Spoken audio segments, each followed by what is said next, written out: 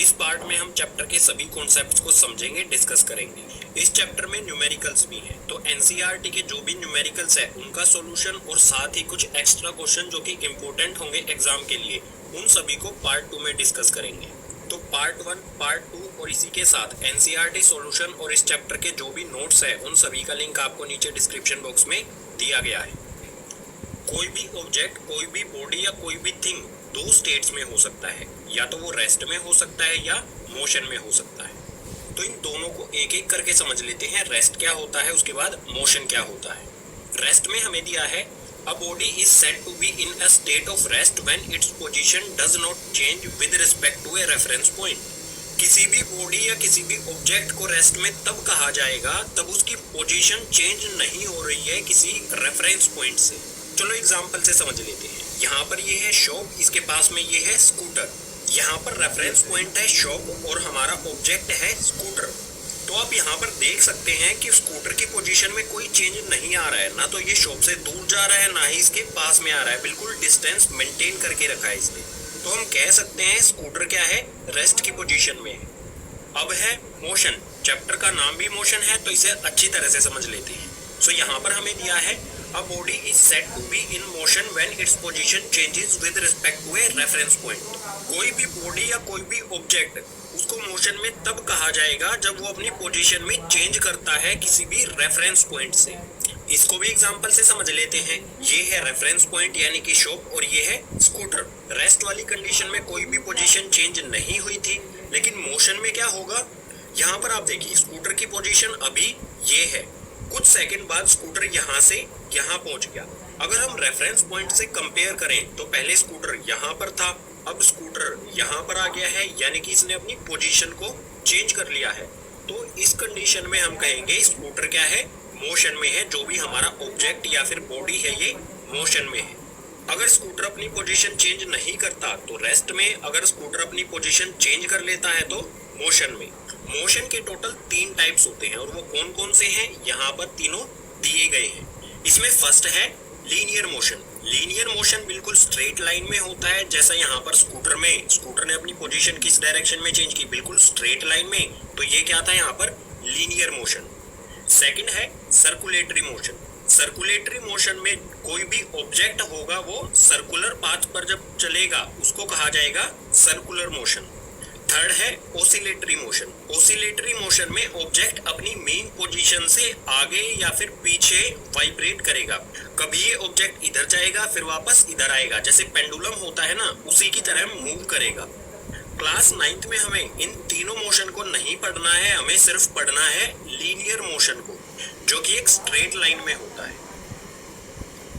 Rest और motion की state को समझने के बाद चैप्टर में कॉन्सेप्ट आता है फिजिकल क्वांटिटीज। जो हमारा चैप्टर है मोशन, इसमें हम मेनली फिजिकल क्वांटिटीज को ही स्टडी करेंगे, समझेंगे। कौन कौन सी फिजिकल क्वांटिटीज को पढ़ेंगे ये बताऊंगा मैं आपको नेक्स्ट पेज। उससे पहले ये समझ लेते हैं फिजिकल क्वांटिटीज क्या होती हैं। सो इसमें हमें दिया है it is a physical property of material that can be measured. किसी भी मटेरियल, किसी भी ऑब्जेक्ट या किसी भी बॉडी की ऐसी प्रॉपर्टी जिसे मेजर किया जा सके, यानी कि मापा जा सके। किसी भी चीज का ऐसा गुण जिसको मापा जा सके उसको कहेंगे हम फिजिकल क्वांटिटी। इसका बेस्ट एग्जांपल हो जाएगा आपकी हाइट। आपकी हाइट को मेजर किया जा सकता है ना, तो आपकी हाइट भी क्या है, एक फिजिकल क्वांटिटी है। नेक्स्ट लाइन दी है इसमें, it has 2 types. Physical quantity के 2 टाइप्स होते हैं। इसमें फर्स्ट होता है स्केलर क्वांटिटी और सेकंड होता है वेक्टर क्वांटिटी। इसमें पहले स्केलर क्वांटिटी को समझ लेते हैं। सो इसमें हमें दिया है it is a physical quantity having only magnitude not direction. Scalar quantity ऐसी फिजिकल क्वांटिटी है जिसमें सिर्फ मैग्नीट्यूड होता है, डायरेक्शन नहीं होती है।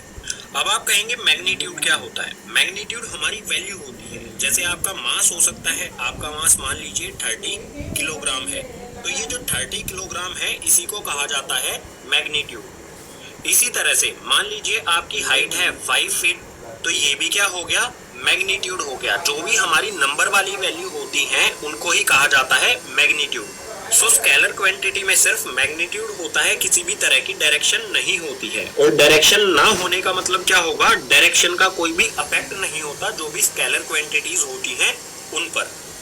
स्केलर क्वांटिटी के एग्जांपल की बात की जाए तो यहाँ पर हमें दिया है स्पीड और डिस्टेंस। स्पीड और डिस्टेंस जो है ये स्केलर क्वांटिटी है। अब देखते हैं वेक्टर क्वांटिटी। वेक्टर क्वांटिटी में हमें दिया है it is a physical quantity having both magnitude as well as direction. Vector quantity ऐसी फिजिकल क्वांटिटी है जिसमें मैग्नीट्यूड भी होता है और इसके साथ साथ डायरेक्शन भी होती है।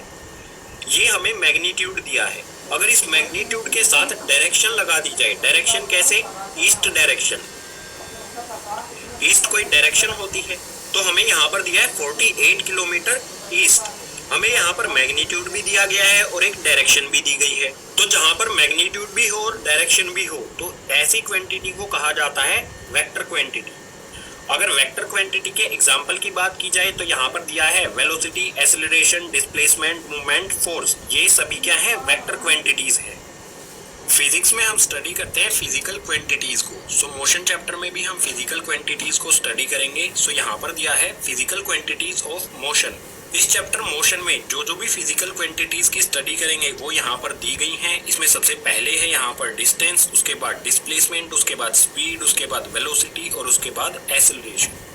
इन 5 फिजिकल क्वांटिटीज को पढ़ेंगे जिनके सामने राइट लगा है। इसके अलावा जानेंगे यूनिफॉर्म मोशन और नॉन यूनिफॉर्म मोशन क्या होता है, ग्राफ जानेंगे, जो भी हमारी फिजिकल क्वांटिटीज हैं इनके बीच में ग्राफ कैसे बनेगा, और मोस्ट इंपोर्टेंट है इस चैप्टर में equations of motion. So next page से स्टार्ट करते हैं डिस्टेंस से।